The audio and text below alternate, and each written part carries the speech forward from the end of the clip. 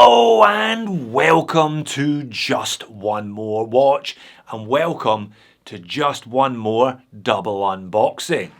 Yeah! It's another Joma shop double bill, and as a consequence, this video is sponsored by Joma Shop. They sent me these watches for free. I do not have to send them back. Joma are great to work with. I have the pick of their stock at the under $500 price point, and I choose watches that I like the look of, and I think you will like the look of as well. All they ever ask is that I leave a link to each watch in the description of the video, which I will do. And today it's a really interesting pair of big brand Japanese offerings. A Seiko Chrono for just over $200 in stunning black, with heaps of vintage styling cues, but with an alarm. You don't see that very often, do you? And an Orient Star dress watch for under $350 that may well give the much loved and much missed Seiko Sarb a run for its money. Let's flip the camera and peel off some stickers. Now, I generally try and demonstrate a vague degree of self-control in these double unboxings, a bit of discipline, and I open the watch that I'm most interested in second. Today I will be opening the Orient Star second. I'm really keen to have a look at this. I've only looked at one Orient Star last year and I was most impressed, so I'm expecting big things of that one. I've looked at plenty of Seikos on the channel, have I not?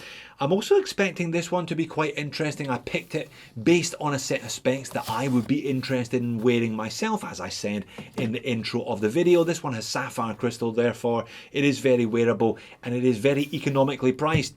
$395 is the regular RRP of this one, so not quite 50% off if you buy it from Joma, but not far off. And there we go, let's get it out of the bag. Yes, indeed, no wonder Seiko are advertising sapphire crystal with an extra little band there on the leather strap, because it's not something you would normally find on a Seiko watch for $200. Okay, it's an unwrapping rather than an unpeeling today. By the looks of it, let's get this plastic off regardless. And finally, because even Seiko realised it's important, let's take off that last little tag. And there is a very unusual and I think quite striking looking chrono. Now, it's a quartz chrono. Please tell me you realised that already for the $215 price tag. You can get an automatic chronograph with an alarm, but you're probably going to pay 100 times more than you pay for this one. And I chose this one because it's got a really interesting set of specifications. You see the word Perpetual there. It's a quartz perpetual calendar chronograph. So we have a day of the week indicator up there pointing to Wednesday. This chrono hand, kind of double-ended chrono hand, has a crescent tip to one end and a really sharp-looking red arrowhead on the other, is pointing to November. So it identifies the month of the year. Now, obviously, I will set this one properly for the full review. I'll wear it and get a good handle on how the movement works as well. And the all-important alarm down there, the sub-register. At 6 o'clock, we have a ticking small second indicator over there at the 9 o'clock. And a real mixture of styling cues with this one as well. We've got a cabochon crown here. We have leaf hands, so we're going retro there. There's italicized Arabics, and there's a lot going on, but I think it just about manages to pull it off. I have looked at a number of other chronographs, mostly from Citizen, which are anxiety-inducing by the sheer number of Arabics and hash marks, etc., etc. I think the colour scheme helps with this one, white on black, just with red for accents, and a lot of depth here.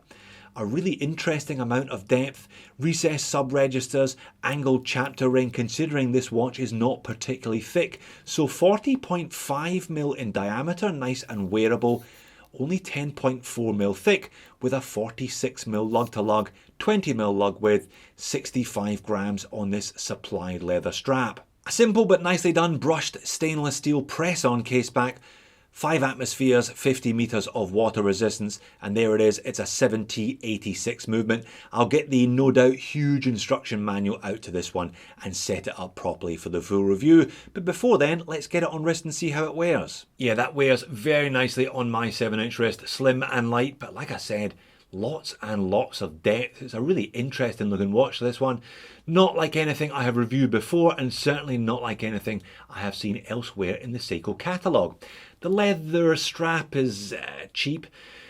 20mm lug width though means you can swap it out, and that is a decent piece of hardware. If you want to put your own leather band on, I probably will at some stage. but swap the Seiko hardware over so that the collar matches the cuff. The leather strap fit to those end links is rather snug, which may limit my number of strap options, and yeah, a little bit squeaky as a consequence. Perhaps this one will require some breaking in therefore. But a Perpetual calendar chronograph from Seiko with an alarm and sapphire crystal for $215? Don't mind if I do. As interesting as that Seiko was though, I don't mind admitting it, this is where my personal interest lies today, this Orient Star. I've been eyeing this one up for a while, and I hope I went for the most attractive colour. Let's get into the box and see if I did. Oh yeah, I think I'm fairly happy with my choice. Even with the plastic still on, I can see those blue hands popping underneath my studio lights. Alright, let's peel and reveal this one. Plenty of plastic.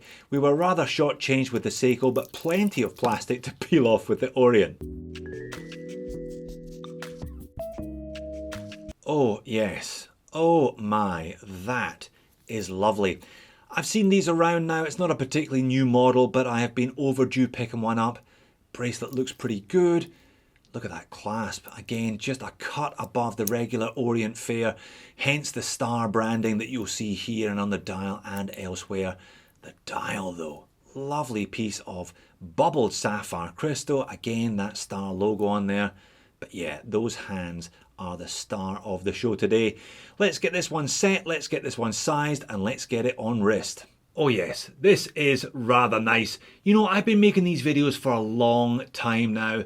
On the budget end of the market, I made 800 videos over 5 years, and sometimes I wonder whether I have reviewed all the good ones. And then a nugget like this comes along and I realise that there are still a few hidden gems out there waiting for me. That is lovely. I think it looks better with the naked eye than it does under the camera. I'm going to have to upgrade that macro lens like I've threatened for the full review of this one. That is pretty spectacular looking for under 350 bucks. So 38.5mm in diameter, 13.1mm thick, but a lot of that is from that bubble of sapphire. Really short 44 lug to lug with drilled lugs as well, which is a bonus. I'll be putting this one on leather, I have no doubt, at some point. 20mm lug width and sized up for my 7-inch wrist, it weighs in at 115 grams. Push-pull crown, 50 meters of water resistance. Yeah, that's okay. Perhaps not quite a Sarb killer then. It doesn't have loom on the hands and it doesn't quite have enough water resistance to be an all-rounder. But this one looks classy in a way that even the Sarb couldn't manage. And I didn't think I'd be saying that before I opened the box. And just a quick sneak peek at a rather nicely decorated, with a custom rotor, Orient in-house movement. This one's a caliber 40N52 with a 40-hour power reserve. Well, you can tell it's got a 40-hour power reserve because the power meter on the front of the dial goes to 40. I've got mixed opinions, mixed feelings about these, but that one, because it's symmetrical, because it is nicely discreetly placed on the dial, I think it actually suits it. And one last look from a little higher up on wrist to finish. Yeah, really comfortable as well, this one. Nice and smooth, no sharp edges. I'm going to enjoy getting acquainted with this one between now and the full review. So there you have it. Good news today, folks. There are still nuggets like these two out there. Left field watches from big brands that do very interesting things for, let's face it, not an awful lot of money. People spend 10, 20 times this much for watches that aren't as attractive as the Orient and don't have the same utility as the Seiko. And I, for one, will sleep better tonight knowing that there are still hidden gems out there like these two that remain to be discovered. I don't have to draw a line under just one more watch quite yet. If you fancy watching another video, why not check out these two? The Citizen Blue Angels is another chrono with a stack of utility if you're okay with the busyness of the dial. And I've referenced it a couple of times. I was wrong about the Seiko Sarb. This video, I tell you why. Thanks for watching. I'll see you again soon.